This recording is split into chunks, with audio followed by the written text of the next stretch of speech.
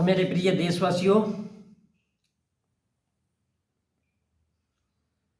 भारतीय संविधान, भारत का संविधान सीधे तौर पे कहता है भारत अर्थात दैट इज इंडिया। जहां तक चाहे कश्मीर से कन्याकुमारी हो या फिर मुंबई से लेकर के पूर्वोत्तर एरिया, बिहार का हो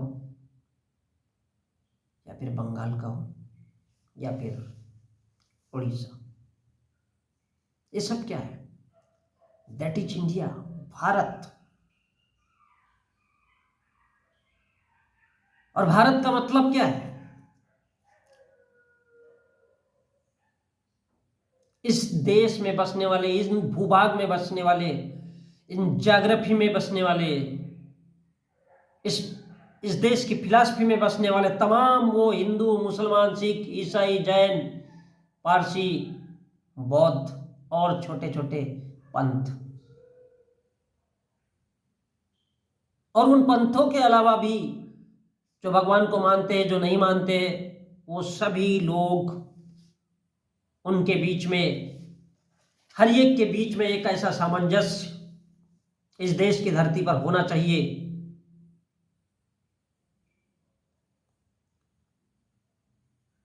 उन इंसानों के लिए किया गया शासन, उन इंसानों के लिए किया गया प्रशासन, इस देश का कोर्ट, इस देश का हर अलग अलग तबके का, चाहे उसमें हजारों जातियां हैं, बावजूद इसके उन समाज से बना हुआ एक ऐसा भारत, एक ऐसा भूभाग, उन लोगों का समाज जिसके लिए सिर्फ एक ही और एक ही थ्योरी हो, जियो और जीने दो।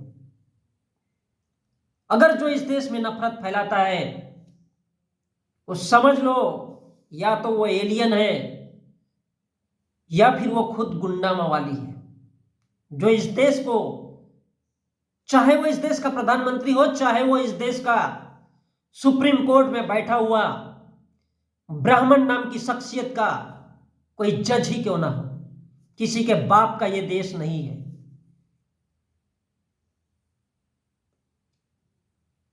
किसी एक समुदाय के अकेले मानने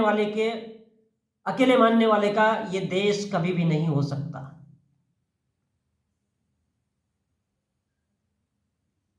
अगर कोई इस देश में ये कहता है कि सिर्फ ये देश मुसलमानों का है, अगर इस देश में कोई ये कहता है कि सिर्फ ये देश हिंदुओं का है,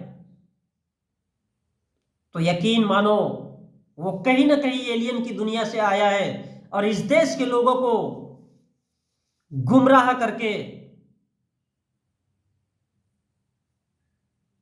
उनको बंधुआ मजदूर के रूप में बांधने के लिए आया है। जनाब, दैट इज इंडिया। जरूर वो कोई ना कोई वैसी कौम का इंसान है, जरूर वो कोई ना कोई दरिंदे कौम का इंसान हो, चाहे वो भारत का प्रधानमंत्री ही क्यों ना हो, इस देश की जनता का गुलाम है, क्योंकि ये भारत है।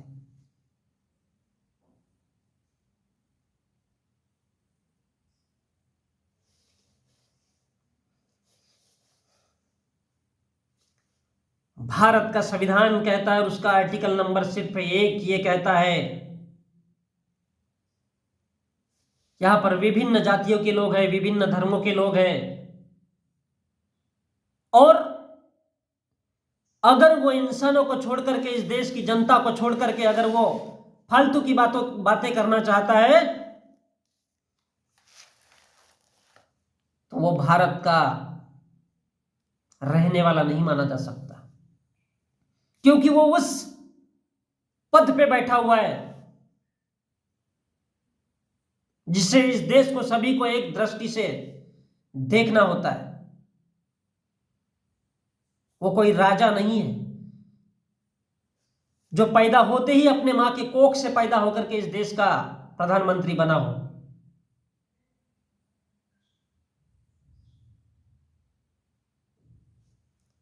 ऐसा नहीं है कि उसकी एक पृथक विचारधारा होने से वो केवल अपनी ही विचारधारा को छोड़ करके इस देश के गरीब, मजदूर, किसान, बेरोजगार, इन सबको वो अंधेरे में धकेल देगा।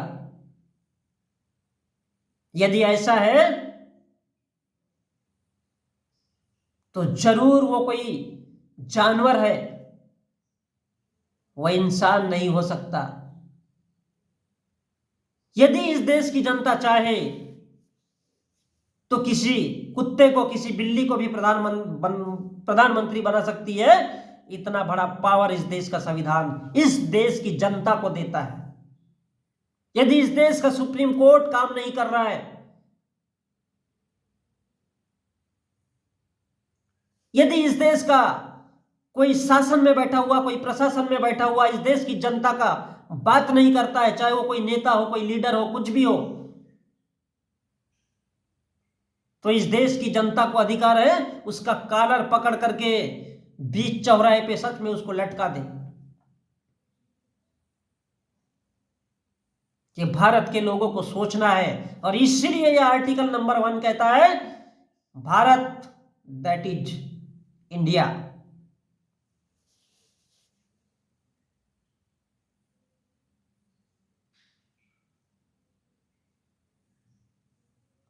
अगर वो इस देश का कोई साधु है, कोई संत है, अगर इस देश का कोई मुसलमान इस देश का प्रधानमंत्री बनता है और इस देश की जनता के मुद्दे छोड़ करके, इस देश की जनता को छोड़ करके अगर वो कुछ भी कहना चाहता है, इसका मतलब है वो एक तानाशाही शासन चाहता है। उसे लगता है कि वो उस राजा महाराजा के जमाने में काम कर रहा है जहां अपनी मां की कोख से पैदा होकर के तलवारों का प्रशिक्षण लेता था। यह लोकतंत्र है, यहां किसी के बाप का नहीं चलता है, क्योंकि इस देश के खून में, इस देश में हर इंसान का खून लगा हुआ है। और इसलिए article number 1 that is India यह प्रदर्शित करता है कि इस देश का हर वो कानून, इस देश का हर वो नियम इस देश की जनता की भलाई के लिए है। यदि कोई इस देश का प्रधानमंत्री अपने धर्म का कितना भी बड़ा मानने वाला क्यों ना हो, क्या वो इस देश की जनता से पूछ नहीं सकता? क्या उसे पूछना नहीं चाहिए कि मैं ये करूं कि नहीं करूं? अगर ऐसा करना चाहता है या ऐसा सोचता है तो वो भारत की जनता के खिलाफ है।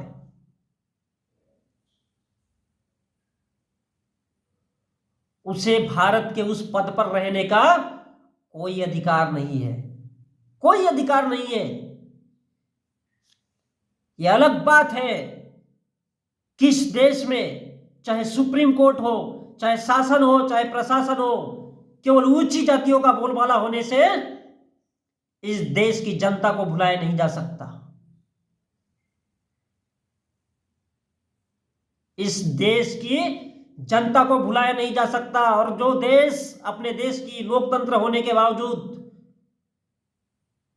अगर वो भुलाना चाहता है तो समझ लो वो लोकतंत्र नहीं है, वो तानाशाही है। उसे लगता है कि वो राजा बनकर जी रहा है, राजा बनकर शासन कर रहा है, जो कुछ हो रहा है उसकी मर्जी से होता है। मेरे देश के लोगों, यह भारत है, यहां पर हर उस नागरिक का फर्ज बनता है अपने देश की सुरक्षा करना। और जो आप लोगों की सुविधा के लिए या जनता की बात नहीं करता हो तो डेफिनेटली ऐसे प्रधानमंत्री को, चाहे वो कितना भी पावरफुल क्यों ना हो, उसे उतार करके उसकी गर्दन पकड़ करके सच में चौराहे पे लटकाना चाहिए, चाहे वो कोई भी हो।